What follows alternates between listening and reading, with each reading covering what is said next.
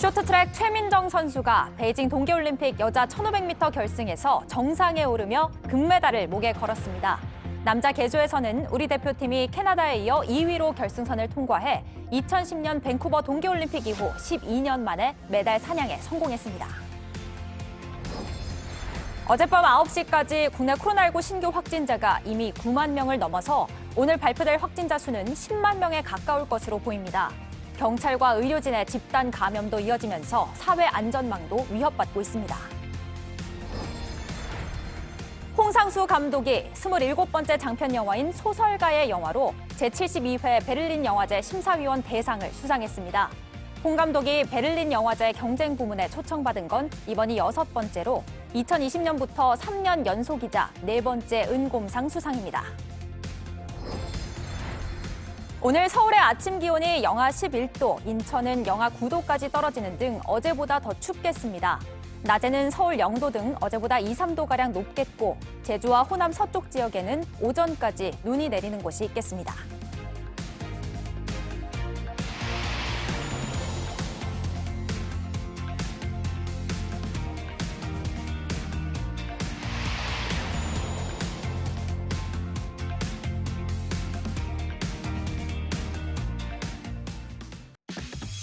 시청자 여러분 안녕하세요. 설레는 하루 시작하고 계신가요? 베이징에서 들려온 기쁜 소식으로 오늘 아침엔 열어보겠습니다. 이도선 기자, 말도 많고 탈도 많았던 쇼트트랙, 온 국민의 기대를 저버리지 않고 정말 멋지게 마무리했습니다. 네, 편파판정 논란으로 시작했던 이번 베이징 동계올림픽 쇼트트랙, 결국은 해피엔딩이었습니다. 에이스 최민정이 여자 1500m에서 올림픽 2연패를 달성했고 맏형 곽윤기가 이끈 남자 대표팀은 12년 만에 은메달을 목에 걸었습니다. 오늘은 기분 좋은 소식과 함께 잠시 후 찾아뵙겠습니다. 네, 정말 기분 좋은 출발을 하고 있습니다. 그리고 안일근 기자, 미국이 예상했던 이 러시아의 우크라이나 침공일이 어제였는데 그래도 딱히 아무런 공격이 있진 않았어요. 네, 침공은 없었지만 말의 공방은 있었습니다. 러시아는 서방의 히스테리라고 비난했고 나토와 미국은 아직은 좀 더 지켜봐야 한다고 했습니다. 네, 잠시 후에 더 자세한 내용 전해드리도록 하고요. 주말 장 보러 가실 때 꿀팁이 될 만한 소식들 전해드리는 목요일 아침 앤 라이프. 오늘은 올겨울 유독 비싸서 쉽게 사 먹을 수 없었던 과일이죠. 딸기를 주제로 이야기 나눠보겠습니다. 그럼 2월 17일 목요일 JTBC 뉴스 아침엔 시작합니다.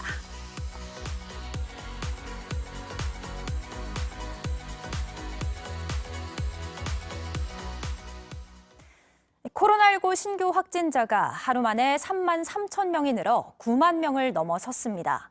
오늘 발표될 신규 확진자는 10만 명대를 바라보고 있고 다음 달 초엔 하루에 20만 명을 기록할 거라는 예측까지 나왔습니다. 이렇게 확진자가 폭증하면서 60세 이상 고위험군이 특히 걱정입니다. 첫 소식 성화선 기자가 전해드립니다. 서울의 한 요양병원입니다.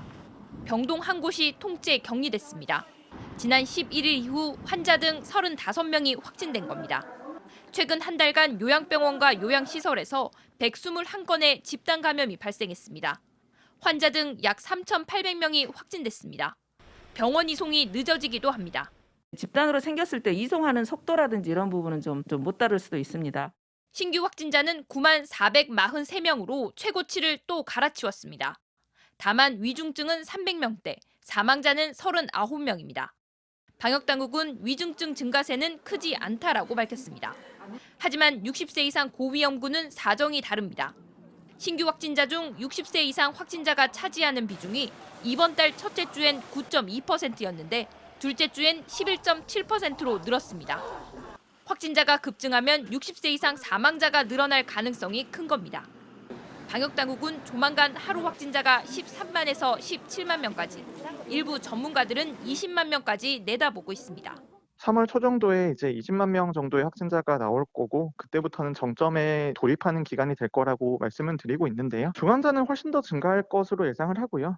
이 때문에 정부가 사회적 거리 두기를 섣불리 풀어선 안 된다는 목소리가 커지고 있습니다. JTBC 성화선입니다. 사회 안전망도 위협을 받고 있습니다. 한 파출소에선 절반이 넘는 경찰관이 확진됐고 병원에서도 집단 감염이 발생했습니다. 이 소식은 유한울 기자가 전해드립니다. 파출소 앞에 때 아닌 폴리스 라인이 생겼습니다. 순찰차도 모두 멈춰 섰습니다. 이 파출소 경찰관 35명 가운데 19명이 코로나에 걸렸기 때문입니다. 기존 음성 받은 사람들은요, 저희가 사무실을 방어 근무합니다, 2명씩. 수도권의 한 대학병원에선 의료진 40여 명이 감염됐습니다. 여러 부서에서 확진자가 속출하는 만큼 비상근무 계획에 들어갔습니다. 병원 관계자는 밀접 접촉자라도 3차 접종을 했으면 격리 없이 근무 중이라면서 그렇게 하지 않으면 병원을 운영하기 어렵다고 전했습니다. 경찰과 소방 등 다른 사회 필수 기관들도 우선 업무를 줄이는 등 비상근무 계획을 준비 중입니다.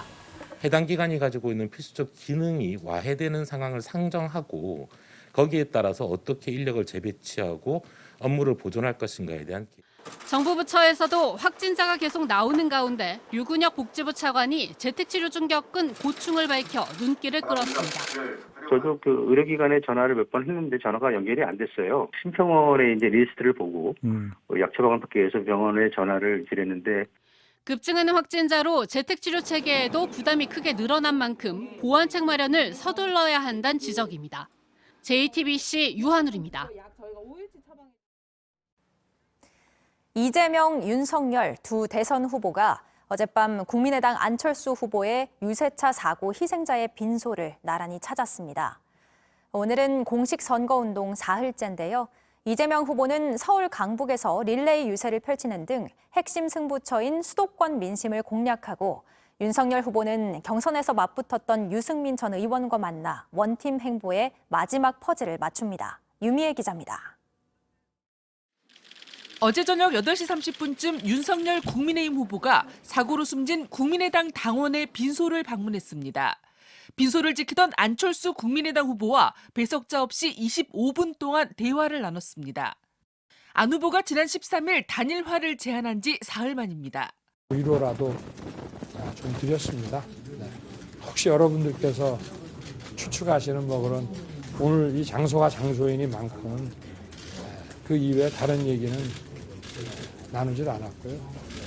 윤 후보가 빈소를 떠난 지 25분쯤 뒤 이재명 더불어민주당 후보가 빈소를 찾았습니다. 예정이 없던 깜짝 조문이었는데 20분가량 조문한 이 후보 역시 배석자 없이 안 후보와 독대했습니다. 어떤 말씀 나누셨는지 단일화 관련해서도 혹시 나누셨나요? 미안합니다. 공식 선거운동 사흘째인 오늘 각 후보들은 최대 승부처와 후보별 집중 공략 지역을 돌며 유세를 펼칩니다. 이재명 후보는 어제에 이어 오늘도 서울에 머물며 광화문과 홍대, 왕십리 등 서울 강북 릴레이 유세에 나섭니다. 윤석열 후보는 경선에서 맞붙었던 유승민 전 의원을 3개월 만에 만나 힘을 모아달라고 요청할 예정입니다. 정의당 심상정 후보는 오늘 울산 현대중공업 노조를 방문하는 등 노동 행보를 이어가고 안철수 후보는 빈소를 지키며 유가족을 위로할 예정입니다. JTBC 유미입니다. 한편 국민의당 안철수 후보는 유세버스 사고 이후 선거운동을 중단한 상태인데요. 문제의 버스가 불법 개조된 차량이었던 것으로 알려졌습니다. 유세를 위해 LED 전광판을 달아놓고 화물칸에 발전기를 설치해 돌렸는데 여기서 일산화탄소가 유출된 것으로 보입니다. 정영재 기자입니다. 경찰이 버스 문을 두드립니다. 반응이 없자 문을 열고 들어갑니다. 쓰러진 두 사람을 밖으로 꺼냅니다. 심폐소생술을 이어가다 구급차에 태웁니다. 선거운동 시작 첫날인 그제 국민의당 안철수 후보 유세버스에서 운전기사와 당원이 숨진 겁니다. 경찰은 짐칸에 있던 발전기에서 나온 일산화탄소가 버스 안으로 들어간 것으로 보고 있습니다. 버스의 짐칸을 열었을 때 좀 열기가 올라가는 그런 느낌을 들었어요. 거기 그 발전기가 돌아가고 있었고 그 기름통, 말통이 옆에 있었던 거예요. 40분 전쯤 강원에 있던 안 후보 유세버스에서도 60대 운전기사가 쓰러졌습니다. 운전기사는 의식을 잃어 병원에서 치료를 받고 있습니다. 경찰은 어제 국립과학수사연구원과 함께 버스를 감식했습니다. 발전기가 있는 짐칸에 빨간색 연막탄을 피웠더니 2분 만에 버스 내부로 연기가 들어왔습니다. 발전기를 30분 동안 켜놨더니 뒷좌석 일산화탄소 농도가 2000ppm이 넘었습니다. 사람이 2시간 이내에 숨질 수 있는 농도입니다. 사고가 난 버스입니다. 사람들이 타고 내리는 문과 운전석 창문을 빼면 다른 창문은 열 수 없습니다. 발전기가 들어있는 이 적재한 문을 열게 되면 LED 전광판과 사진도 잘 보이지 않습니다. 사실상 선거운동을 위해선 문을 열어놓기 어려운 구조입니다. 이런 이유로 선거 유세 차량으로 버스는 잘 쓰지 않습니다. 국민의힘과 더불어민주당도 버스 유세 차량은 한 대도 없다고 밝혔습니다. 버스 업체는 문을 열고 작동해야 하는 안전수칙을 여러 번 전달했다고 주장했습니다. 그런 걸 안 지키시면 그렇게 얘기를 하고 나 그때 3번째씩 얘기를 하고 그랬는데. 하지만 이 버스 불법 개조 차량입니다. 버스 외부에 LED 전광판을 설치하려면 구조 변경 신청을 받아야 하지만 그렇지 않은 겁니다. 고용노동부는 중대재해법 적용이 가능한지 살펴보고 있습니다. JTBC 정영재입니다. 미국 연방준비제도가 인플레이션 조정을 위해 예상보다 빠르게 통화 긴축에 나설 것을 시사했습니다. 연준이 오늘 새벽 지난달 연방공개시장위원회 FOMC 의사록을 공개했는데요. 물가 상승률이 기대만큼 내려가지 않으면 더 빠른 속도로 금리를 인상하겠다는 내용이 담겨 있었습니다. 뉴욕 증시는 혼조세로 마감됐습니다. 홍희정 특파원입니다. 연준이 공개한 1월 FOMC 정례회의 의사록에 따르면 참석자 대부분은 물가 상승률이 기대한 만큼 내려가지 않을 경우 현재 예상보다 더 빠른 속도로 정책적 완화를 제고하는 것이 적절하다고 언급했습니다. 2015년 당시보다 연방기금 금리 목표 범위를 더 빠르게 높여야 한다는 제안도 나왔습니다.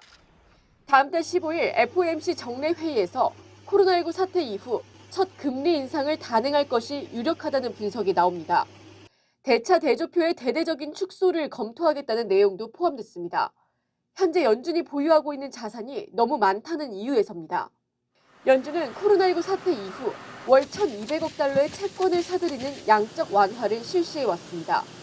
이 때문에 현재 연준 보유 자산은 약 9조 달러, 팬데믹 직전인 2020년 2월 말과 비교해 배 이상 커진 상태입니다.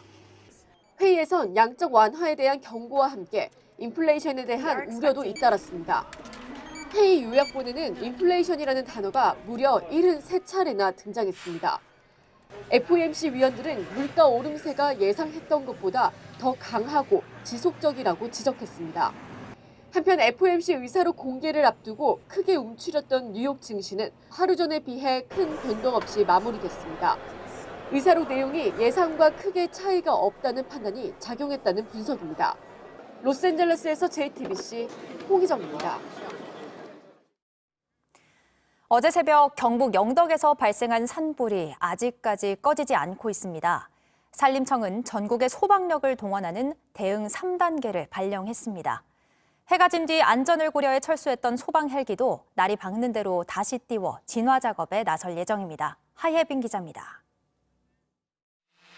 어둠 속 빽빽하게 들어선 나무들 사이로 불이 거세게 타오릅니다.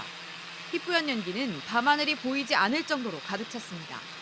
불길이 산등성이를 타고 길게 뻗어나가며 만들어진 붉은 선이 멀리서도 선명하게 보입니다.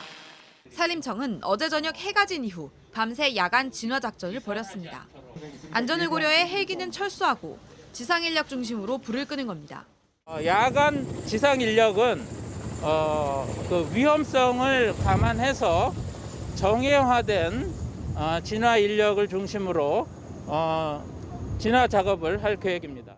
앞서 지난 15일 경북 영덕군 화천리 야산에서 불이 나 한 차례 진화가 거의 완료됐지만 어제 새벽 바람을 타고 불씨가 되살아났습니다.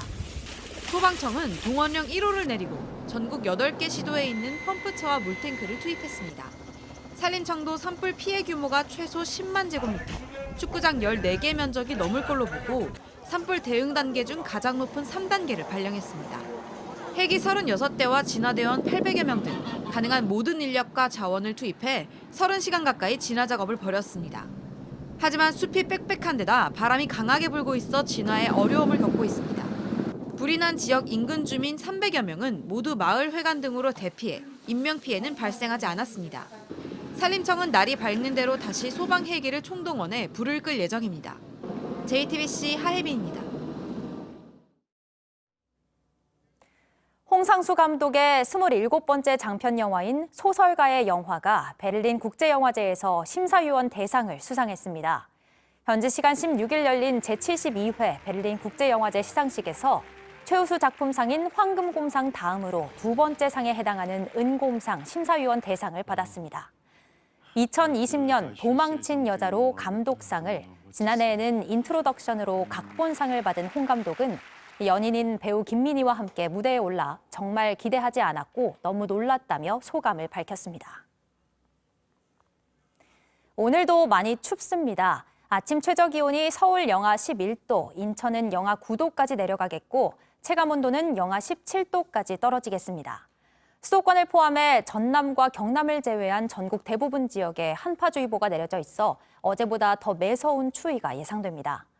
오후엔 부산 4도, 대전 2도 등 일부 지역의 기온이 영상권으로 오르겠지만 대부분 영하권을 유지할 것으로 보입니다. 제주도와 일부 남부지방에는 오전까지 비나 눈이 조금 내리겠습니다.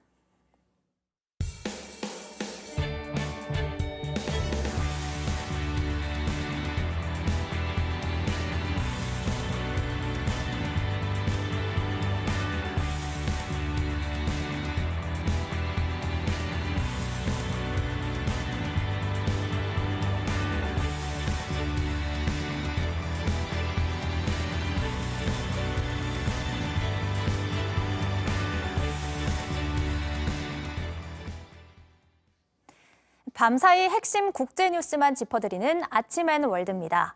오늘도 국제 외교안보 심층 취재를 맡고 있는 안익은 기자가 나와 있습니다. 네, 안 기자, 러시아의 우크라이나 침공일로 예상됐던 그 날짜가 16일이었잖아요. 이미 지났는데 이걸 두고 양측이 미국과 러시아가 말다툼을 벌였다고요? 네, 러시아가 가만히 있지 않았습니다. 세르게이 라브로프 외무장관은 서방의 히스테리는 아주 깊은 당혹감을 불러일으킨다는 입장을 냈습니다. 또 영국이 추가 제재를 한다면 보복을 하겠다고도 했습니다. 라브로프 외무장관의 말을 들어보겠습니다.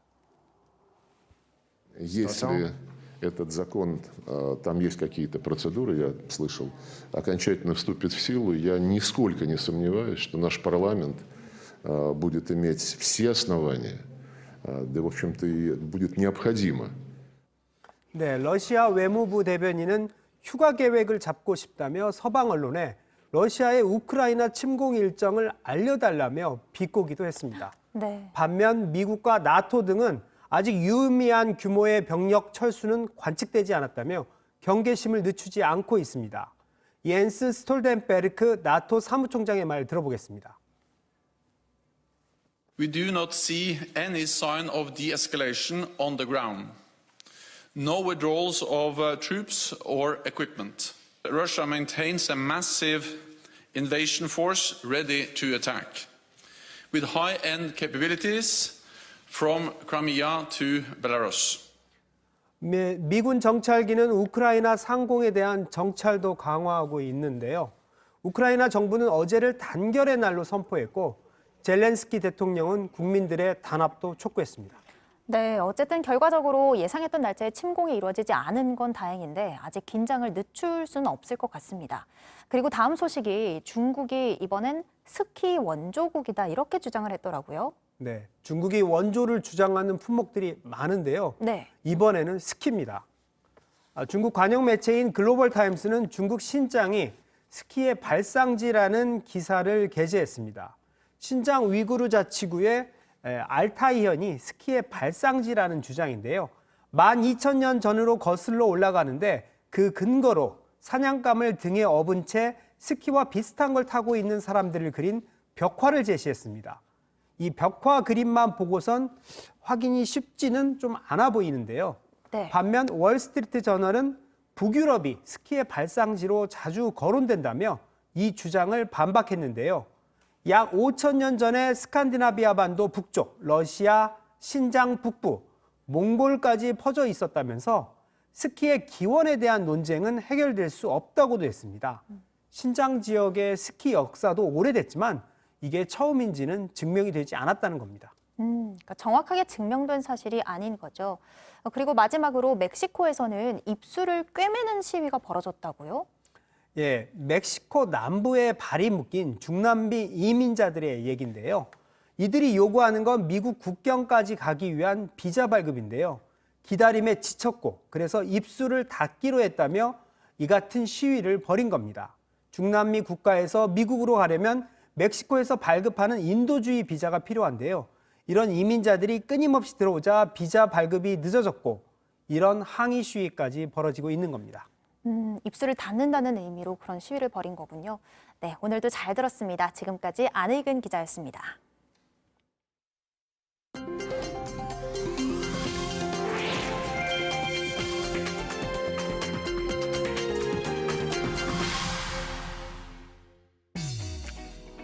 안녕하세요. 세계 곳곳에서 화제가 되고 있는 소식들을 모아서 전해드리는 제나입니다. 지난해 말부터 2달 가까이 폭우가 계속되고 있는 브라질에서 역대 최대 규모의 피해가 났습니다. 동네를 휩쓸어버리는 무서운 폭우 영상부터 만나보시죠. 거센 황토색 물살이 빠르게 거리를 휩쓸고 지나갑니다. 덩치 큰 자동차도 속수무책 떠나려 가는데요. 산이 무너져 마을을 삼키기까지 합니다. 현지 시간 16일, 브라질 관광도시 페트로폴리스의 모습인데요. 3시간 동안 250mm 넘는 비가 쏟아지면서 홍수와 산사태가 났습니다.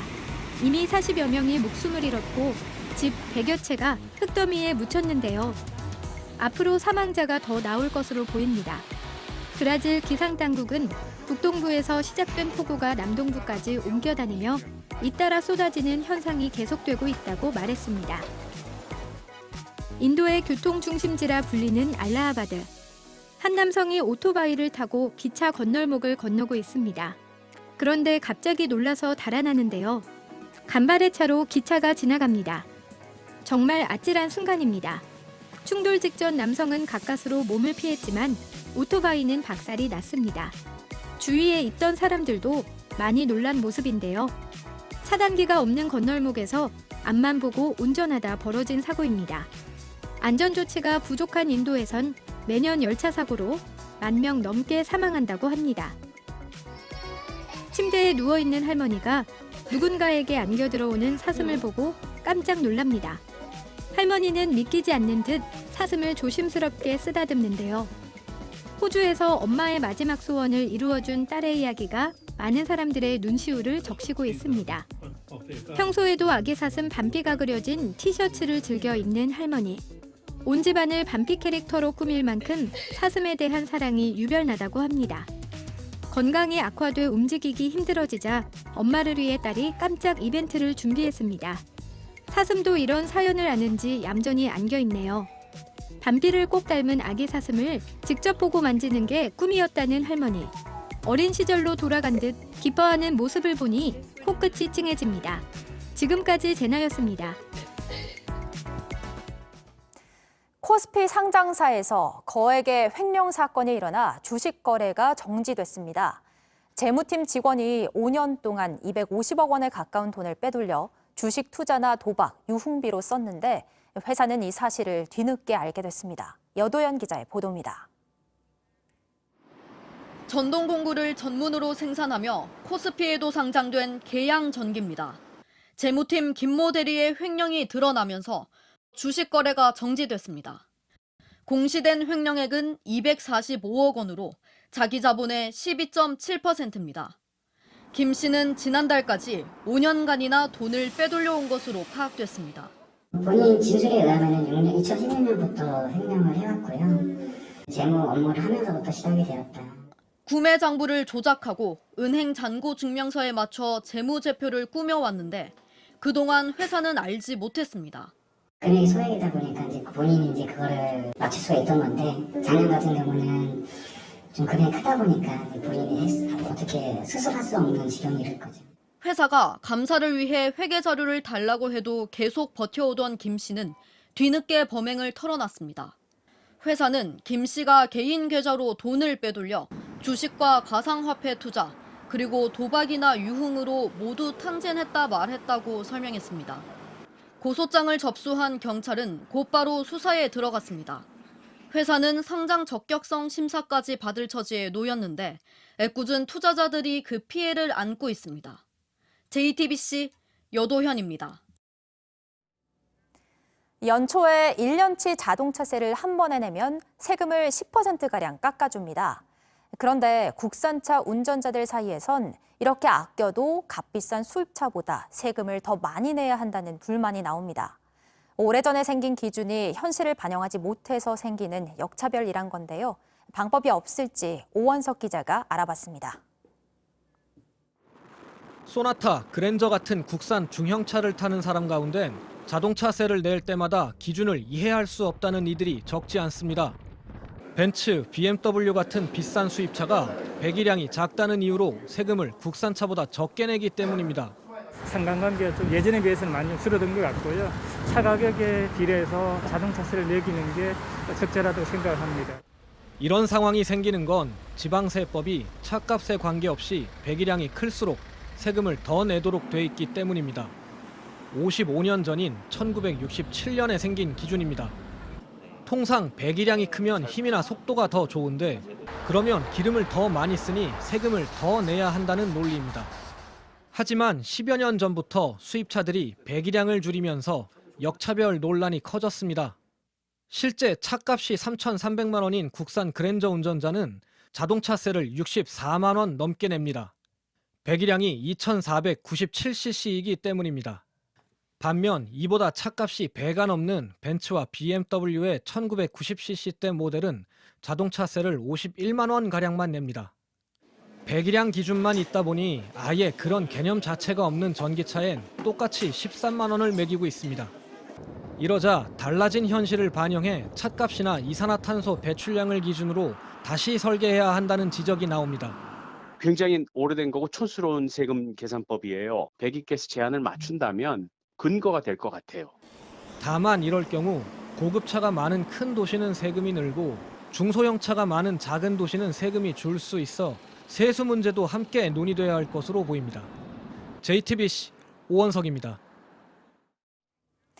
주말 장 보러 갈 때 꿀팁이 될 만한 소식들 직접 뛰어서 전해드리는 아침엔 라이프 서효정 기자가 나와 있습니다. 안녕하세요. 안녕하세요. 네, 서효정 기자, 오늘은 또 어떤 소식 가지고 오셨나요? 네, 오늘 어떤 소식 가져왔는지 좀 궁금하시죠? 네. 오늘 가져온 소식은 요즘이 제철인 딸기 소식입니다. 이 딸기가 원래 가격이 너무 높아서 금딸기라고 불렸었는데요. 네. 이 드디어 가격이 좀 떨어지고 있다고 합니다. 지난달 초만 해도 100g당 2,600원 정도였는데 이번 주에 1,500원대로 떨어졌거든요. 그러니까 한 달 전에 비해서 무려 30% 이상 낮아진 겁니다. 상당히 많이 떨어졌네요. 네, 그렇습니다. 그래서 그동안 좀 딸기 비싸서 장바구니 담기 좀 부담스러우셨던 분들 이제는 좀 마음 편히 담으셔도 될 것 같습니다.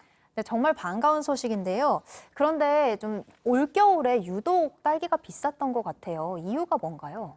네, 일단 제가 그래프를 보면서 좀 설명을 드릴 수 있을 것 같은데요. 이 그래프를 좀 아직 안 나오고 있는데 그 설명을 드리면 최근 3년간의 1월 딸기값 그래프를 좀 보면요. 올해 딸기값이 유독 높은 걸 좀 볼 수가 있습니다. 네. 그걸 지금 화면으로 나오고 있죠. 올해 딸기값이 유독 높은 걸 볼 수가 있는데 이게 가을 무더위 때문입니다. 지난 9월에 낮 기온을 보면 30도 이상이었던 날이 15일 이상 이어질 정도로 조금 이상 기후를 보였는데요. 그렇기 때문에 딸기가 고사돼 버리는 바람에 이 12월 달, 1월 달에 나와야 될 딸기가 좀 늦게 나오게 된 측면이 좀 있고요. 네. 그리고 또 설이 있었잖아요. 원래 설 전에는 이 농수산물이 좀 가격이 높아지는 경향이 있거든요. 그래서 이런 설 특수까지 겹치는 바람에 딸기값이 좀 높아졌다. 이렇게 볼 수 있을 것 같습니다. 그랬군요. 그럼 다시 값이 떨어진 이유는 또 뭘까요? 고사한 뒤에 새로 심었던 딸기들이 이제 2월 달에 출시가 되고 있기 때문인데요. 그리고 이제 설도 지난 만큼 이 설 영향권에서도 벗어나 있기 때문에 가격이 떨어지고 있는 거라고 보면 될 것 같습니다. 또 일각에서는 맛이 없어서 그러니까 끝물이라서 가격이 내린 거다. 혹은 맛있는 딸기는 다 수출을 한다. 이런 말씀을 하는 분들도 있던데 이건 사실인가요? 네, 안 그래도 댓글에 그런 글들이 좀 있어서 저도 궁금해서 좀 찾아봤거든요. 취재를 좀 해봤더니 끝물이라는 건 아직 사실은 아닙니다. 아직 기간이 좀 있고요. 네. 다만 이제 지난달 딸기보다는 이번 달 딸기가 조금 당도는 떨어질 수 있다. 이런 건 좀 사실이라고 합니다. 네. 왜냐하면 이 딸기 모종을 이제 심을 경우에 그게 이제 여러 차례 꽃이 피고 열매가 맺는데요. 첫 번째 열매가 제일 맛있는 거거든요. 그런데 첫 번째 열매는 1월 달에 이미 나왔습니다. 그리고 아이고. 지금 나온 열매들은 이제 두 번째 열매이기 때문에 살짝은 당도가 떨어질 수 있다. 이렇게 볼 수 있을 것 같고요. 딸기 같은 경우에는 또 특이하게 날씨가 추워야 이 당도가 차오르면서 좀 맛있게 되거든요. 근데 요즘 최근에 좀 날씨 따뜻한 날들이 좀 있었잖아요. 네. 그래서 그 영향도 좀 있을 거라고 보입니다. 다만 맛있는 딸기는 다 수출하고 맛없는 딸기만 국내에 남았다. 이런 말 아까 하셨잖아요. 네. 이 말은 좀 사실과 약간 다른 측면이 있습니다. 딸기를 수출할 때 기준이 맛이 아니고 단단한 정도, 그러니까 운반을 했을 때 이게 물러지는지 아닌지 이거를 보기 때문입니다. 아, 그렇군요. 근데 딸기 값이 워낙 비싸다 보니까 오히려 이제 딸기 뷔페로 가시는 분들도 많다고 하더라고요. 딸기 값이 내린다면 뷔페 가지 않고 그냥 딸기를 사서 드시는 분이 더 많아질까요?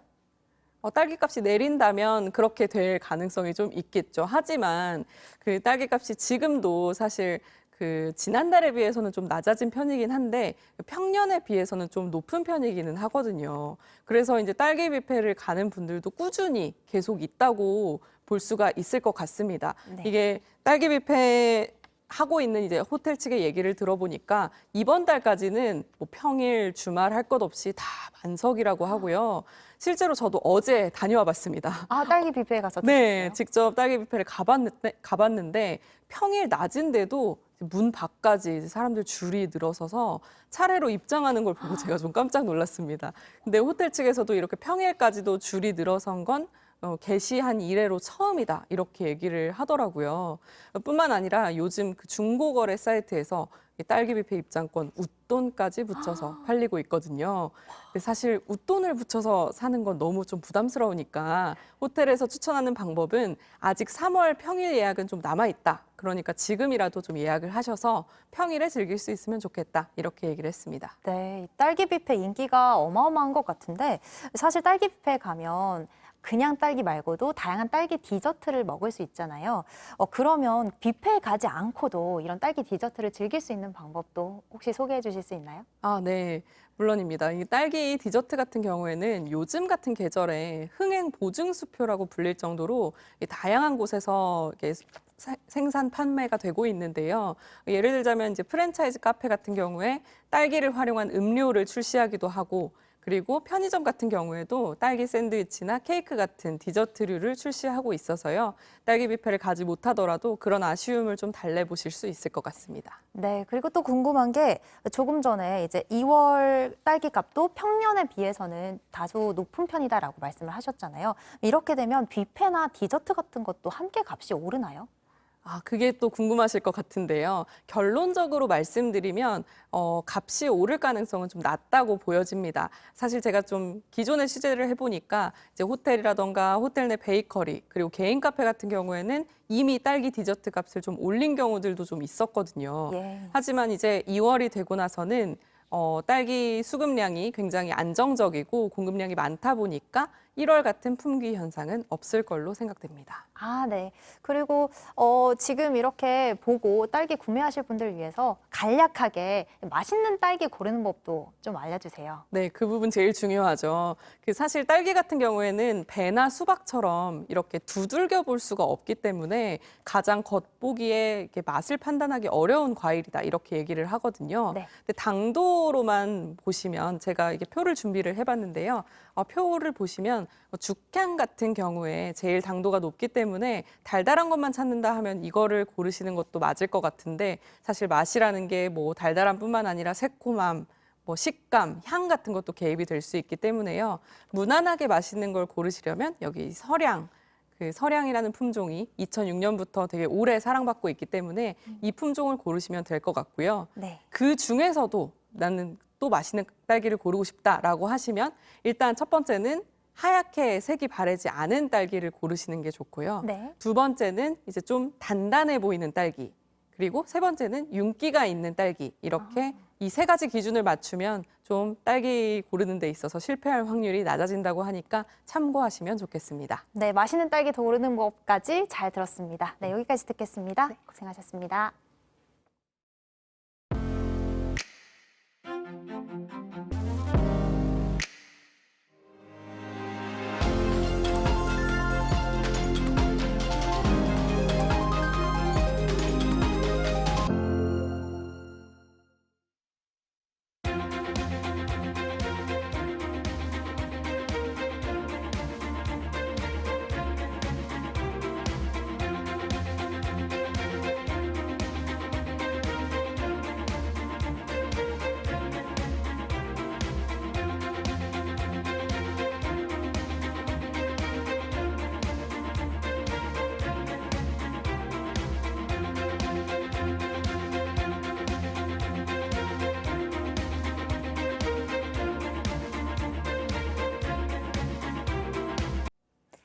끝날 때까지 끝난 게 아니라는 말, 날씨도 마찬가지입니다. 오늘도 아침 최저기온이 서울 영하 11도, 인천은 영하 9도까지 내려가고 체감온도는 영하 17도까지 떨어지면서 춥겠습니다. 수도권을 포함해 전남과 경남을 제외한 전국 대부분 지역에 한파주의보가 내려져 있어 어제보다 더 매서운 추위가 예상됩니다. 오후엔 부산 4도, 대전 2도 등 일부 지역의 기온이 영상권으로 오르겠지만 대부분 영하권을 유지할 것으로 보입니다. 제주도와 일부 남부지방에는 오전까지 비나 눈이 조금 내리겠습니다. 땀과 노력의 결실을 보여준 우리 국가대표 선수들 기억하면서 기분 좋은 하루 보내시기 바랍니다. 오늘도 함께해 주신 시청자 여러분 고맙습니다. 아침엔 JTBC.